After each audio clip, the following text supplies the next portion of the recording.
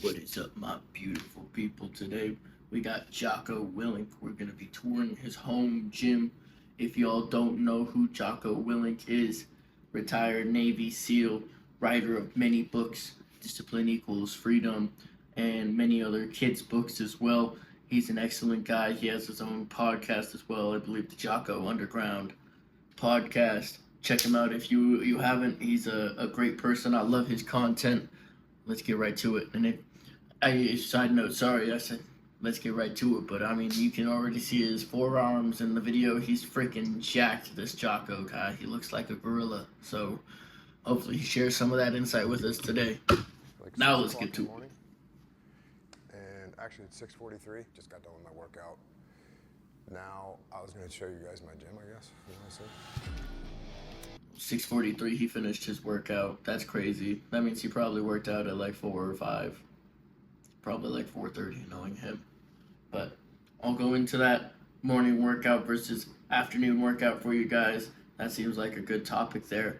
Morning workouts, feel like you're going to get a lot better energy throughout the day. You're actually setting yourself up with a morning workout to want to fall asleep about 12 hours in the day. That warming up of the body actually sets yourself up to cool down about 12 hours later in the day. Then that starts your sleep cycle, or you're wanting to go to sleep, the production of melatonin, all those good things.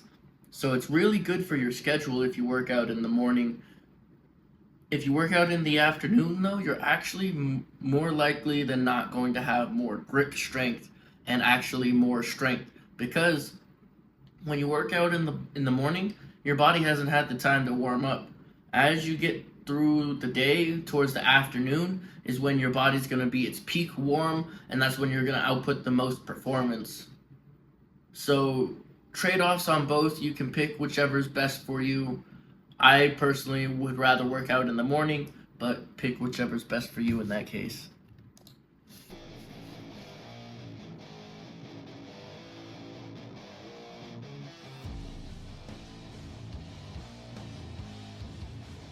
Amazing music.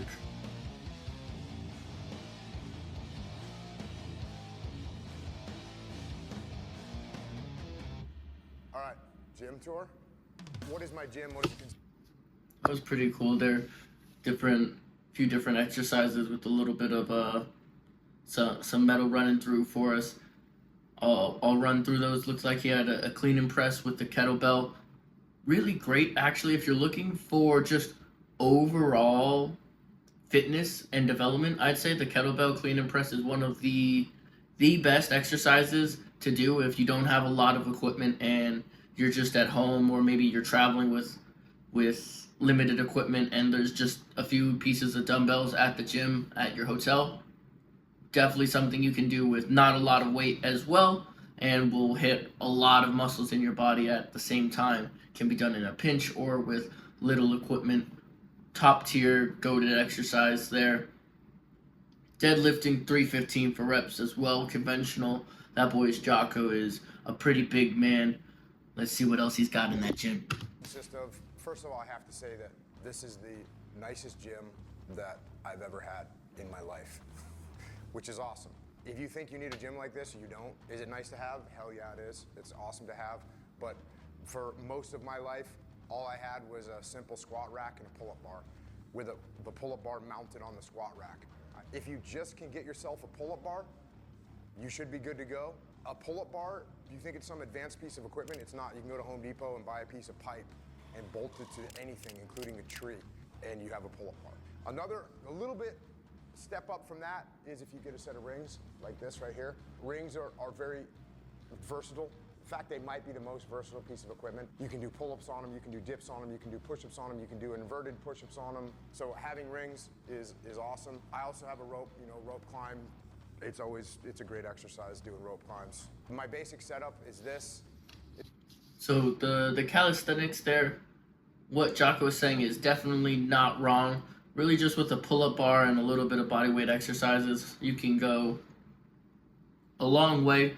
A lot of people use means as a barrier of entry, like, oh, I don't have enough for a gym membership, or I can't afford all this fancy equipment, I don't have enough time, all of these types of things.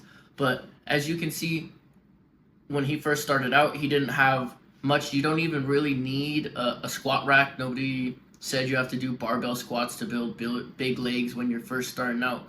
Plenty of even just body weight movement for your legs that you can progress. Resistance bands, kettlebells, all these little pieces of equipment.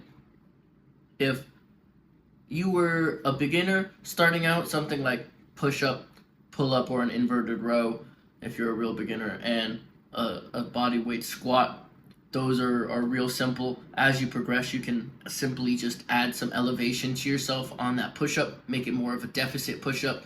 That'll blow up, and you can progressively overload that way without even adding weight. You could always add a backpack with weight as well.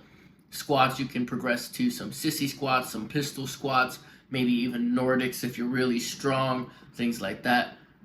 Back, that's where the pull-up bar comes really in handy. You can master your calisthenics in the back there. If not, you can always try and get an inverted row sorts, get a broom handle going on something, door handle or door frame. I mean, there's plenty of other things that you can go for as well. Is this rig right here. It's got a squat rack on either side. And this is all made by Sornex, who's a great American-made company.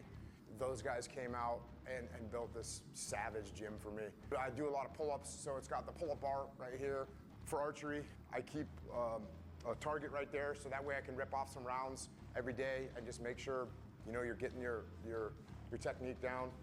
The really nice to have was having Him and Cam Hanes, I recently just watched the podcast. That's something I think they both do every day is just shoot the bow and arrow. Seems really cool.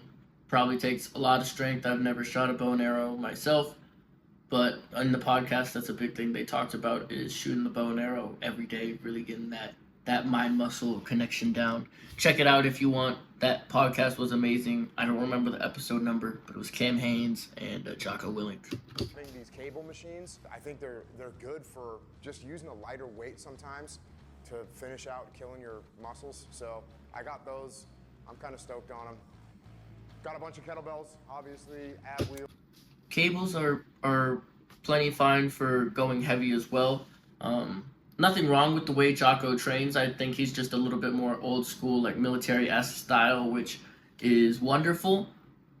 There is something where you can train both on each piece of equipment. And what I mean by that is you don't have to train heavy on compounds and light on cables, and it's not barbells are meant for compounds and cables are meant for accessories. They're interchangeable. Obviously, barbells are going to give you better compounds, but machines, cables, barbells, everything has their place and can vary the load and volume just depending on what mesocycle that you're actually in.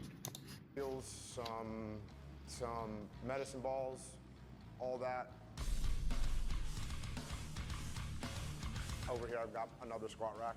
The thing that squat racks are really good for is doing squats, and you should be doing a lot of squats. I was thinking about this today while I was squatting. Heavy. Sure. You don't squat, do you? I do. Oh, you do. I do like front. It's like. But you don't have a squat rack at your house. This is a combination of a. Calling out Echo Charles there. That was actually crazy nasty statement. But you don't have a squat rack. But so squats actually are gonna be one of my quintessential movements there. You're gonna get hip mobility, knee mobility, ankle mobility. It's gonna be one of the best hypertrophies for your quads and your glutes. It's gonna be explosiveness. It's gonna be power. It's gonna be everything you want out of a movement. If you don't have a squat rack, are you screwed? No, but I would say definitely try and do a squat. I prefer a nice high bar squat, chest really tall, knees come out in almost like a V stance, travel very far over the toe there. That would be my preferred squat. GHD and a reverse hyper, and this is one of those things that will definitely help your back. Some other tools I got in here. I got these maces. This one right here is from Wolf Brigade. Another mace that a dude sent me. I think this company's called Be Stronger. Anyways, guy sent me a freaking cool mace. So these are cool to use. You don't always have a luxury of having Those are good for your shoulder mobility as well, those maces. any equipment at all. When I travel, I'll be at some random hotel, and it's just, okay, I'm in my hotel room, there's no equipment, maybe go for a run, maybe put a towel on the floor and do burpees until you puke. Like, you can always find something to do. When you get done working out in the morning, you will feel better and you'll have a better day. 100% money back guarantee. You're probably gonna eat better. You're gonna think clearer. By the way, this isn't just me saying this. This is physiological things that happen when you exercise. You release endorphins, you release dopamine, you get oxygen blood flow to your head. It legitimately makes you better. So you might as well go out there and do it. Really great message there. Might as well get out there and do it. Jocko, always known for supporting discipline. He's absolutely right. Try and work out first thing in the morning. I think that'll create a very strong routine. Get your endorphins flowing, warms you up, like I said, gets you ready to go to bed at a proper time as well. Can't go wrong there. That was Jocko's home gym. Love to see it from him. I'll have another video for y'all tomorrow as well. Till next time, peace.